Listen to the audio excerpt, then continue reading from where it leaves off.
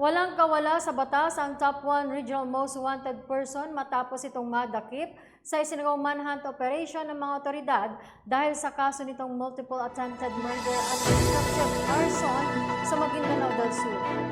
Patuloy naman ang pambansang pulisya sa pagsasagawa ng ganitong operasyon upang maibigay ang hustisya sa mga biktima at pagbayaran ng krimeng kanilang nagawa. Magbabalita dyan si Patrolwoman Angela Bandarlipe. Arestado ang isang lalaking tinaguriang regional most wanted person sa kasong multiple attempted murder at destructive arson sa barangay Pidsandawan, Raha, Buain, Maguindanao del Sur noong ika-3 ng Marso taong kasalukuyan. Kinilala ni Police Captain Joel S. Lebrella, hepe ng Raha, Buain Municipal Police Station, ang suspect na si alias Marox, 45 anyos, na residente ng naturang lugar. Bago ang nasabing operasyon, nagkaroon tayo ng coordination sa 33rd IB regarding nga sa mga wanted personalities sa ating sakupan. Binigyan natin sila ng kopya ng mga warrant of arrest ng mga tao na possible na nagtatago sa ating lugar. At yun nga, after a week, nagkaroon ng magandang resulta at ito ay pagkakadakip sa kay Mananding alias Commander Marox. At siya ay nagsisilbing subgroup commander ng BIFF under Karyalan Faction.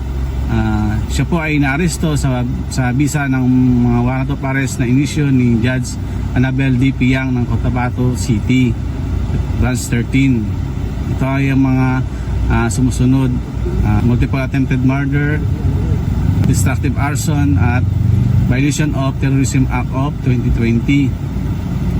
Ito po ay sa pangunguna rin ng 33rd IB, Philippine Army, at kasama natin dito ang mga operatiba ng 14 OPIP, RMB 14 at ang Intel Operatives ng Regional Intelligence Division.